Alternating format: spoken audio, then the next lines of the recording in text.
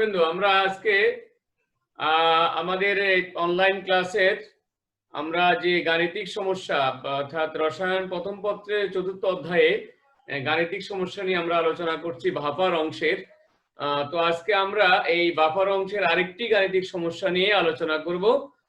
তোমরা একটু মনোযোগ দিয়ে শুনবে এবং আমি এখন স্ক্রিনে দিয়ে দিচ্ছি, তোমরা সেটা লিখে নিবে অথবা স্ক্রিনশট নিবে, তাহলে আমরা দ্রুত এগিয়ে যেতে পারবো।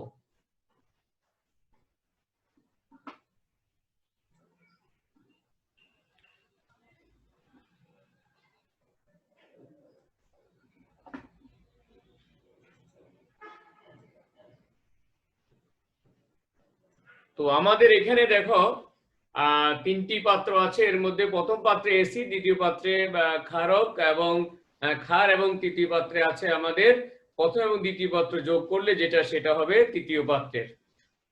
এবং আমাদের এই যে প্রথম পাত্রে অ্যাসিড আছে সেই অ্যাসিডের বিয়োজন ধ্রুবক এখানে দেওয়া আছে তোমার 1.5 × 10⁻⁵। আর ক্ষার এবং অ্যাসিড দুটারই ঘনমাত্রা সমান দেওয়া আছে, সেটা হচ্ছে 0.2 m অর্থাৎ 0.2 মোলার বা 0.2 মোলারিটি। মোল বলা যাবে না, 0.2 মোল এ কথা বলা যাবে না, হয় m বলবা, নয় মোলারিটি বলবা, অথবা মোলার বলবা, অথবা মোল পার লিটার বলবা, তাহলে আমাদের বলাটা শুদ্ধ হবে। তো এরপর আসো, এখানে প্রশ্ন দেওয়া আছে যে বাফার দ্রবণ বলতে কি বুঝো। ইতিমধ্যে আমরা বাফার দ্রবণ নিয়ে অনেক আলোচনা করেছি, আশা করি তোমরা এটা পারবে। তারপর আমি একজনকে জিজ্ঞেস করছি, একজন, যে কোনো একজন, দেখি আয়শা বলো, আয়শা বলো এই বাফার দ্রবণের সংজ্ঞাটা বলো তুমি।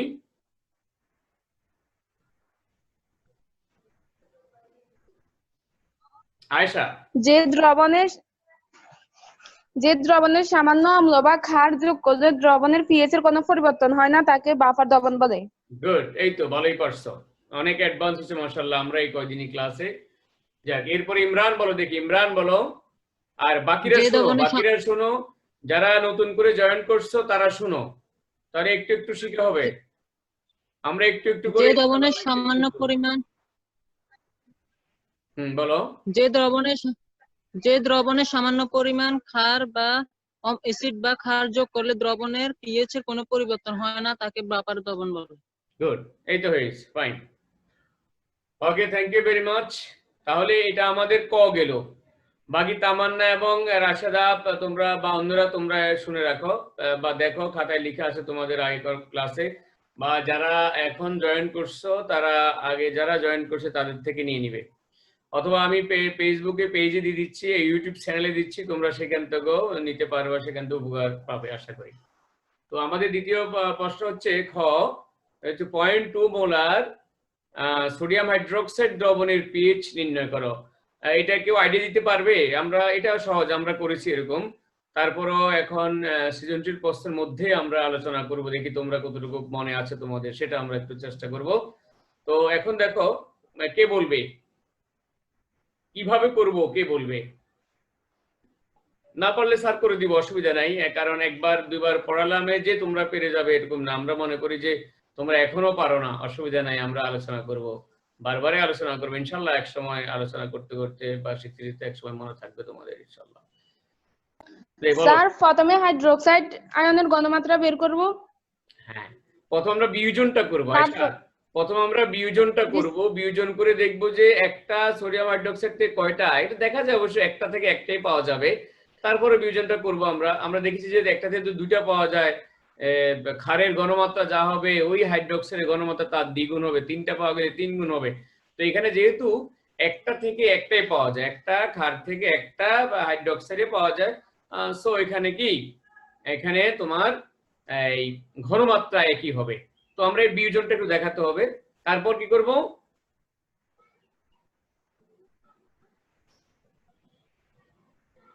স্যার তারপর পিএইচ প্লাস পিওএইচ সমান 14 পিওএইচ বের করব, তারপর আমরা পিওএইচ বের করব, পিওএইচ বের করব, যেহেতু এটা হাইড্রোক্সাইড।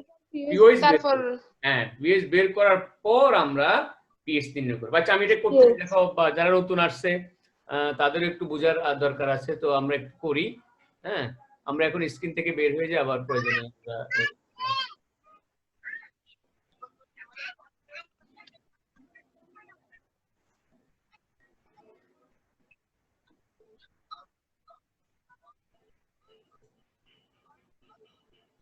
তো দেখো এখন আমরা এটা করে দিচ্ছি আমরা। দেখো, তো আমরা প্রথমে সোডিয়াম হাইড্রোক্সাইড, এই সোডিয়াম হাইড্রোক্সাইডের বিয়োজনটা দেখাবো, এটা আমাদের খ প্রশ্ন উত্তর। তো এখন এই বিয়োজনটা হচ্ছে কিরকম, এটা সম্পূর্ণ বিয়োজিত হয়ে যাবে এবং সোডিয়াম আয়ন এবং হাইড্রোক্সাইড আয়ন উৎপন্ন করবে। সোডিয়াম আয়ন এবং হাইড্রোক্সাইড আয়ন উৎপন্ন করবে। কি স্ক্রিন ঠিকমতো দেখা যাচ্ছে? বোর্ড বলো। জি স্যার। আগের থেকে ভালো না?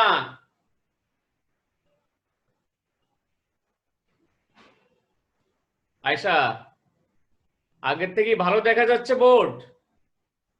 জি স্যার। হ্যাঁ, আরো কিছু ইনভেস্ট করা হয়েছে তোমাদের জন্য, বুঝছো? আরো ইনভেস্ট করা হয়েছে যেন এই দেখার লেখাটা যেন চকচকে বা ক্লিয়ার দেখতে পারো। এরপরে আসো, দেখো আমাদের এখানে তো আমরা দেখো একটা সোডিয়াম হাইড্রোক্সাইড থেকে আমরা একটা হাইড্রোক্সাইডে পাই, যার কারণে সোডিয়াম হাইড্রোক্সাইডের ঘনমাত্রা যা, OH এর ঘনমাত্রাও তাই। সে কারণে আমরা লিখব যে হাইড্রোক্সাইড আয়নের ঘন মাত্রা সমান কি 0.2 m। তো আমরা প্রথমে যেহেতু হাইড্রোক্সাইড ঘনমাত্রা আছে জন্য আমরা POH নিয়ে নেব। আমরা জানি POH minus log hydroxide ion সমান মাইনাস লগ 0.2। তো এটা মানটা বের করে কত হয়?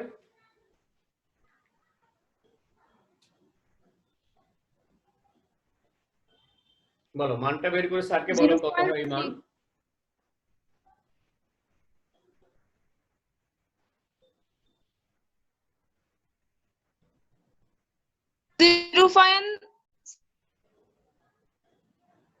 0.7। হ্যাঁ, 0.7। আর কত আছে সাথে? কিছু আছে? স্যার এখানে 0.69 ছিল। ও আচ্ছা আচ্ছা, 0.69 ছিল, ওটা 7 করছে। ওকে, ঠিক আছে। 0.69 লিখি আমরা, পরে আমরা 7 লিখবো, কারণ অন্যরা আবার মিলাতে গেলে দেখবে যে ওদের আলাদা হচ্ছে। তো ঠিক আছে, আমরা 0.2 ঘর রাখার চেষ্টা করবা, ঠিক আছে? 0.69 থাকুক, অসুবিধা নাই, এটা রেজাল্ট কাছাকাছি আসবে। তারপর আমরা 2 ঘর রাখলাম। তো এখন এটা হচ্ছে আমাদের POH। তো আমরা এখন pH নির্ণয় করব। আমরা জানি, আমরা এই রীতি লিখে ফেলতেছি, আমরা জানি pH plus POH equal to হচ্ছে কত? 14। সো pH ইকুয়াল টু হচ্ছে 14 মাইনাস POH সমান 14 মাইনাস 0.67, 13 কত 3 যাদের 13.3 হয়েছে তাদেরটাও হবে, আর যাদের এটা হয়েছে সেটাও হবে, অসুবিধা নেই। সামান্য একটু বেশ কম থাকতে পারে, কম বেশি।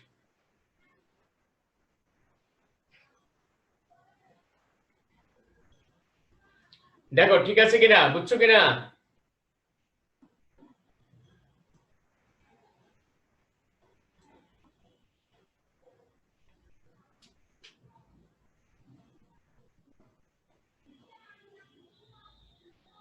লেখা কমপ্লিট? লেখা কমপ্লিট? আচ্ছা, তো এবার আসো আমরা তৃতীয় প্রশ্নে যাই। সেটা হচ্ছে এ পাত্রে দ্রবণের হাইড্রোজেন আয়নের ঘনমাত্রা নির্ণয় করো। এই পাত্রে দ্রবণ আছে, এই পাত্রে দ্রবণের হাইড্রোজেন আয়নের ঘনমাত্রা নির্ণয় করো। হ্যাঁ, এখানে কি বলা আছে? এই পাত্রের দ্রবণের হাইড্রোজেন আয়নের ঘনমাত্রা নির্ণয় করো। এই পাত্রের হাইড্রোজেন ঘনমাত্রা নির্ণয় করো। তো এখন দেখো, এখানে এই পাত্রে দ্রবণের হাইড্রোজেন ঘনমাত্রা নির্ণয় করলে আমাদের কি জানতে হবে? আমাদের কি দেওয়া আছে? আমাদের দেওয়া আছে এখানে বিয়োজন দেওয়া আছে। তো সেখান থেকে আমরা বের করতে হবে কি? বিয়োজন মাত্রা, গুড, বিয়োজন মাত্রা। বিয়োজন মাত্রা বের করে আমরা বের করব কি? হাইড্রোজেন আয়নের ঘনমাত্রা। ঘনমাত্রা। যাক, এটা পারতেছে মনে হয়, ঠিক আছে। আমরা তো পিএস পর্যন্ত করেছি বের করতে, কিন্তু এখন এখানে শুধুমাত্র হাইড্রোজেন আয়নের ঘনমাত্রা বের করতে বলেছে। এই তামান্না, করে দিতে হবে। তামান্না, তামান্না তো আজকে জয়েন করেছে, এখন তামান্নার জন্য তো লাগবে।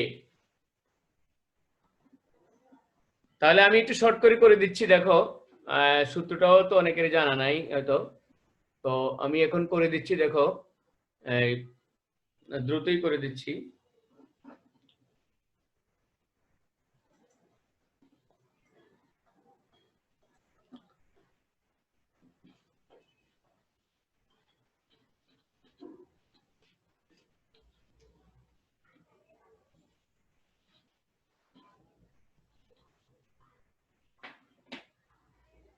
তো আয়শা দেখো এখানে, তাহলে আমাদের এখন আমরা জানি যে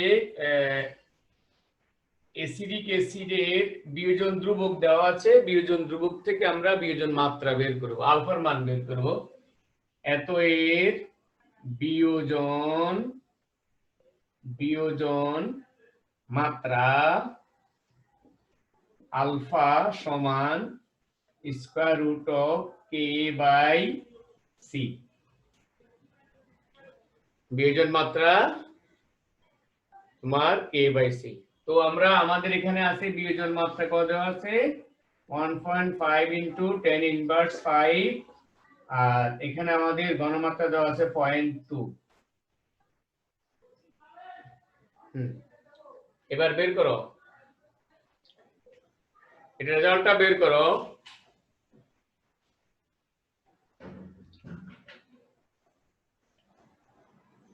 রুটটা থাকুক, এটা দিয়ে ভাগ করো, ভাগ করলে কত হয়? 7.5 into 10 inverse 5। Good, 7.5 into 10 inverse 5, এটা ঠিক আছে, উত্তর সঠিক। এটা 8. তারপরে রুট করলে আমরা পাবো কত? 8.66 ইনটু 10 ইনভার্স 3। 8 ইনভার্স 3। হ্যাঁ, তাহলে এটা আমরা পেয়ে গেলাম। এটা পেলাম কি? এটা পেলাম আমরা বিয়োজন মাত্রা। যারা নতুন জয়েন করছে দেখো, এটা পেলাম বিয়োজন মাত্রা। তো এবার আমরা বের করতে হবে বিয়োজন। এই ইমরান বলো, এবার আমরা বিয়োজন কি বের করব? বিয়োজন ধ্রুবক থেকে আমরা বিয়োজন মাত্রা বের করব, এবং আমরা বের করব হাইড্রোজেন আয়নের কি? ঘনমাত্রা। ঘনমাত্রা। মানে ঘনমাত্রা। তো লেখো হাইড্রোজেন আয়নের ঘনমাত্রা সমান আলফা সি। আলফা পেলাম আমরা 8.66 ইনটু 10 ইনভার্স 3, আর সি হলো আমাদের 0.2। তাহলে কত হবে?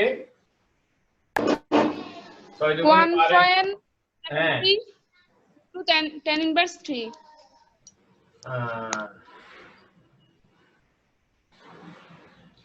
12 থেকে 1, 12 কে 13, 3 হাত থেকে 1, 16 কে 17।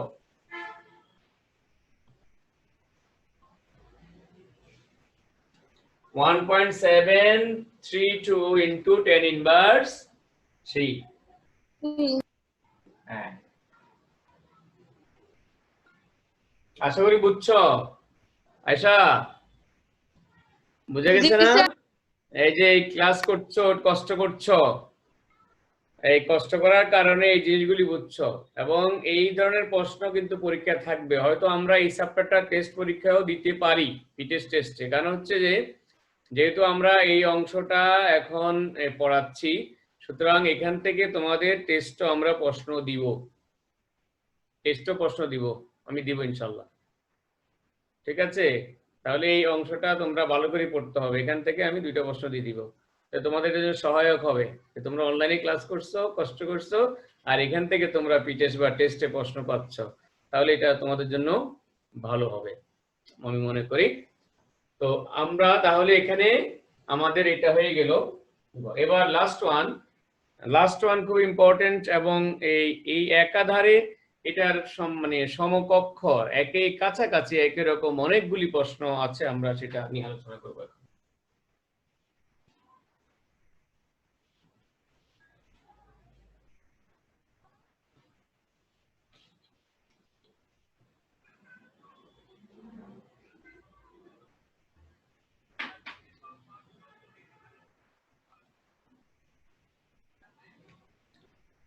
তো এখন এখানে যে কোশ্চেনটা আছে আমাদের, আমরা সি পাত্রের দ্রবণের পিএইচ নির্ণয় করো। এখন এই সি পাত্রের দ্রবণের পিএইচ নির্ণয় করো, এরপরে অথবা এরকম আসতে পারে প্রশ্ন যে সি পাত্রের দ্রবণটি বাফার দ্রবণ হিসাবে কাজ করবে কি ব্যাখ্যা করো। ওরকম আসতে পারে যে সি পাত্রের দ্রবণে যে কোনো একটাই আসতে পারে। হ্যাঁ, সি পাত্রের দ্রবণের সামান্য অ্যাসিড যোগ করলে দ্রবণের পিএইচ কি পরিবর্তন হবে, অথবা সি পাত্রের দ্রবণে কিছু ক্ষার যোগ করলে দ্রবণের পিএইচ কি পরিবর্তন হবে। এই যে কথাগুলি, এই কথাগুলির উত্তর কিন্তু কাছাকাছি, উত্তরটা প্রায় কাছাকাছি, উত্তরটা প্রায় কাছাকাছি একরকমে আমরা করব। তবে এখানে সি পাত্রের দ্রবণের পিএইচ নির্ণয় করা, এটার একটু ভিন্নতা আছে। এটা ভিন্নতা আছে কেন, এখানে সমীকরণ ব্যবহার করতে হবে। তো ঠিক আছে, এখন দেখো আমরা যদি এখানে তোমার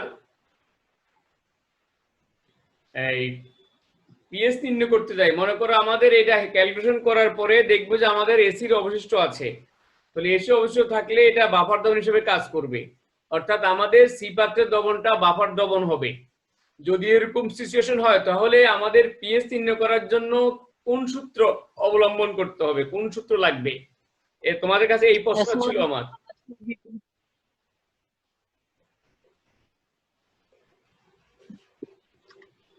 বলো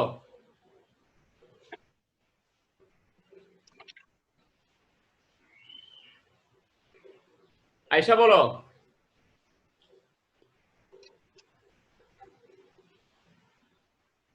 আয়শা কি শুনতে পাচ্ছ? জি স্যার। আমার কথা শুনো নাই? জি স্যার। তো এখন কোন সূত্র লাগবে আমাদের? আচ্ছা, আমরা কি হ্যান্ডারসন হ্যাসেলবার্গ সমীকরণ করেছি? জি স্যার করছি। হ্যাঁ, সেই অর্থাৎ সেটা কি দিল, হেডলাইনটা কি ছিল, বাফার দ্রবণের পিএইচ নির্ণয়ে হ্যান্ডারসন হ্যাসেলবার্গ সমীকরণ প্রতিপাদন করো। বাফার দ্রবণের পিএইচ নির্ণয়, এমনি দ্রবণ হলো তো আমরা করে ফেললাম, ওটা হলো বাফার দ্রবণের পিএইচ নির্ণয়ে হ্যান্ডারসন হ্যাসেলবার্গ সমীকরণ প্রতিপাদন করো।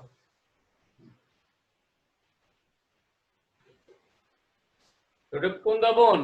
বাফার দ্রবণ। বাফার দ্রবণের পিএইচ নির্ণয়ে হ্যান্ডারসন হ্যাসেলবার্গ সমীকরণ প্রতিষ্ঠা করো বা প্রতিপাদন করো।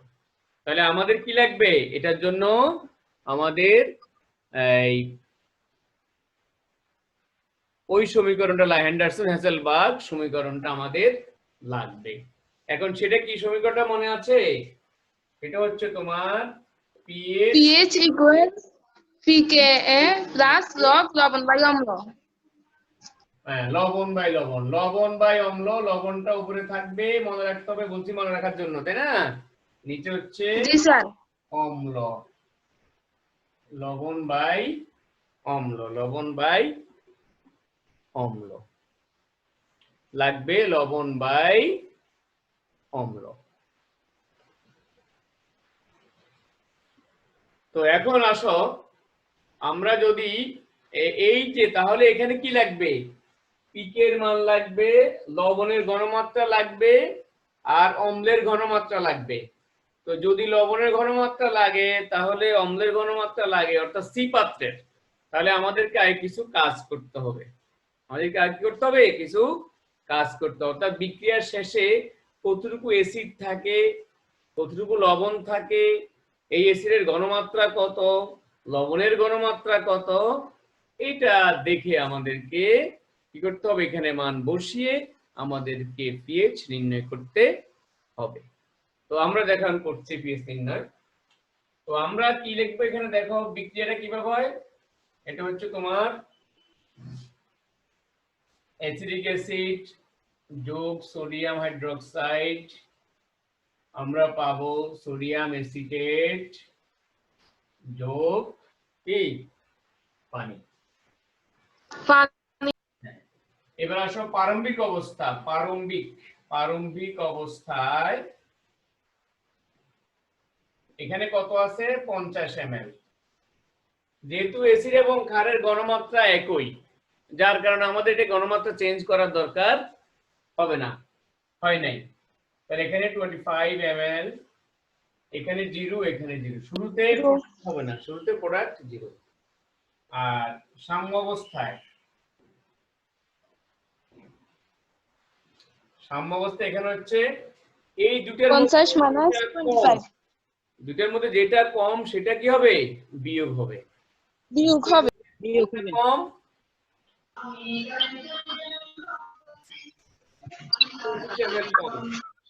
এটা বিয়োগ হবে। তাহলে 50 বিয়োগ 25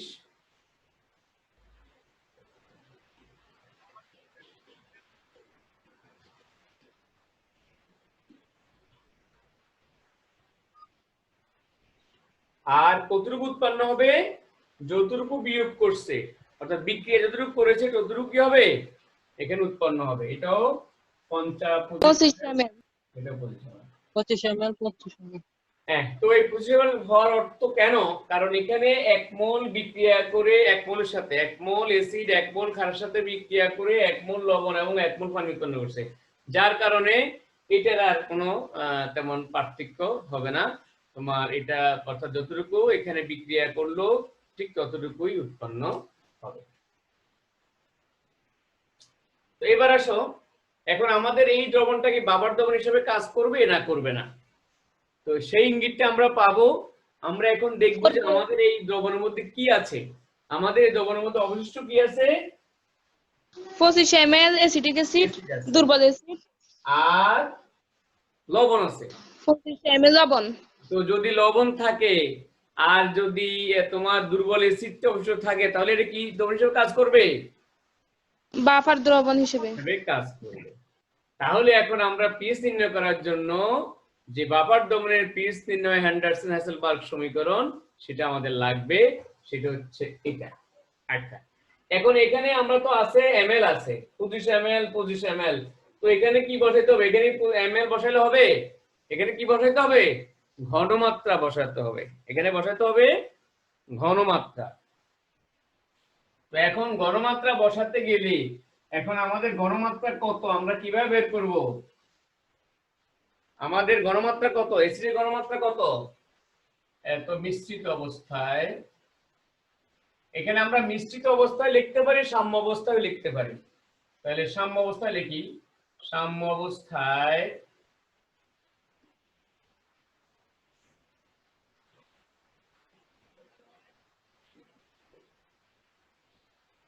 এর ঘনমাত্রা সমান কত হবে? কে বলতে পারবে? সাহস করে দেখি, বলো দেখি ঘনমাত্রা কত হবে? কত হবে ঘনমাত্রা?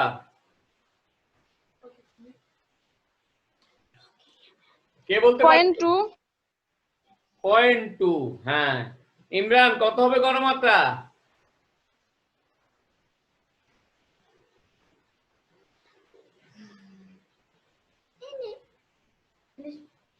ইমরান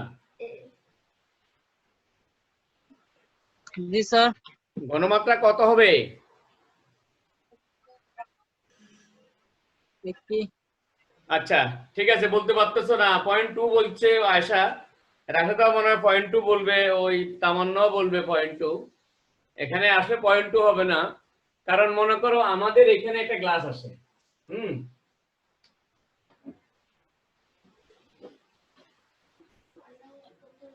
মনে করো এখানে একটা গ্লাস আছে, এই গ্লাসের মধ্যে তোমার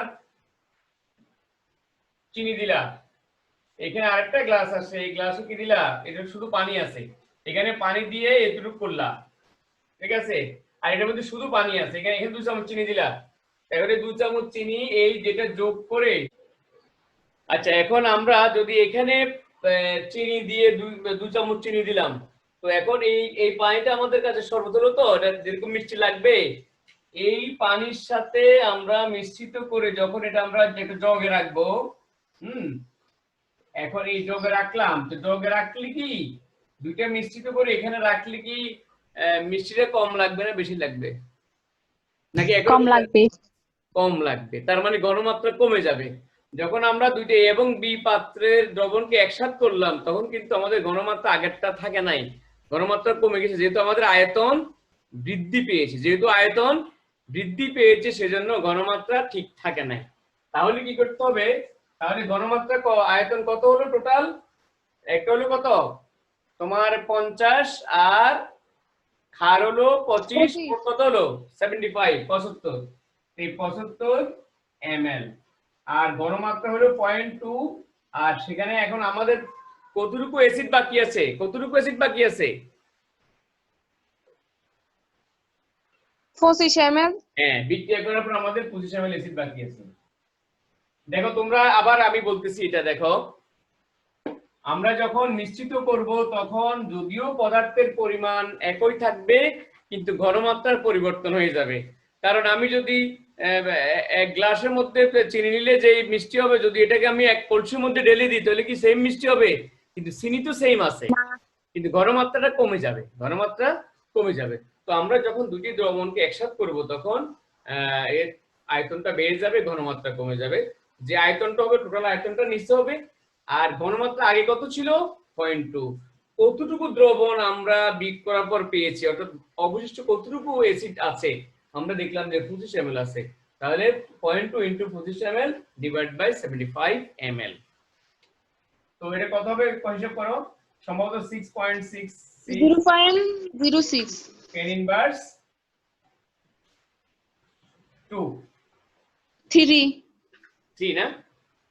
না ঠিক আছে স্যার, এবার স্যার এখানে তো 66.66 × 10 ইনভার্স 3। হ্যাঁ ঠিক আছে, 66 হলে তো হবে না, 6 পয়েন্ট লিখবা আর কি। 66 হলে সায়েন্টিফিক মেথড অনুসারে ক্যালকুলেটরের মধ্যে আসে আর যাও, অসুবিধা নাই। এখন ঠিক আছে, তাহলে এরপরে লবণ, অর্থাৎ এসিটিক সোডিয়াম এসিটেট এর ঘনমাত্রা এটাও একই হবে, কারণ এই ক্ষেত্রেও লবণের ঘনমাত্রা আগে ছিল আমাদের যে প্রোডাক্ট লবণ উৎপন্ন হলো তার ঘনমাত্রা আর এসিড এবং ক্ষারের যে ঘনমাত্রা সেই ঘনমাত্রার সমানই, সেটা হচ্ছে 0.2। আর এখানে এসিডও বা আমাদের লবণ উৎপন্ন হয়েছে তোমার 25 ml, আর এখন এই মিশ্রিত অবস্থা অর্থাৎ মিশ্রণের আয়তনও হচ্ছে তোমার 75 ml। সো এখানে 6.66 × 10 ইনভার্স 2, এইটা এত, এই তো একই হলো, অসুবিধা নাই। একই যে হতেও পারে, একই নাও হতে পারে, একই না হলে ক্যালকুলেশন করে যা আসে তা হবে, আর একই হলে তো এটা হলোই, অসুবিধা নেই। তো আমরা পেলাম 6.66 অথবা 67ও লেখা যায় × 10 ইনভার্স 2, আমাদের দুটো মান আসলো। এখন এই মানটা আমরা কোথায়? আমরা এখানে সমীকরণের মধ্যে বসাবো। তো সমীকরণটা আমাদের এটা, তো আমরা মান বসাই এখানে। পিকে কে আমরা লিখতে পারি log k, log log k যোগ log এটার ঘনমাত্রা পাই 6.66 × 10 ইনভার্স 2 m, আর এটাও পেয়েছি সেম। এখানে ওই যে 6.67ও লেখা যায়, এক কথায় সমস্যা নাই, তেমন এটা মেজর কিছু না। এই এখন আমরা এখানে মান জানি কত, যেটা হচ্ছে 1.5 × 10 ইনভার্স 5 প্লাস log 1। তো log 1 সমান কত? 0। হ্যাঁ, log 1 সমান হচ্ছে 0, এটা আমরা পাবো 0, আর এখানে হবে আমাদের 4.8239 না কি? এই তার মানে রেজাল্ট হচ্ছে আমাদের 4.824।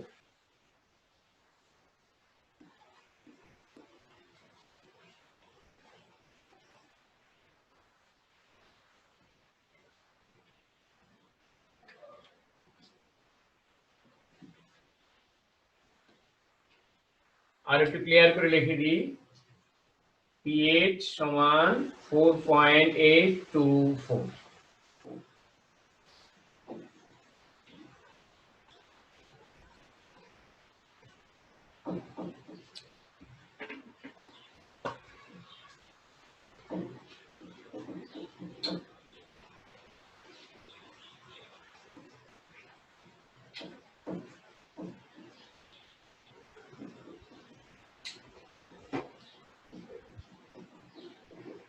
তাহলে এখানে আমাদের এই পিএইচ এর মানটা আমরা বের করে ফেললাম।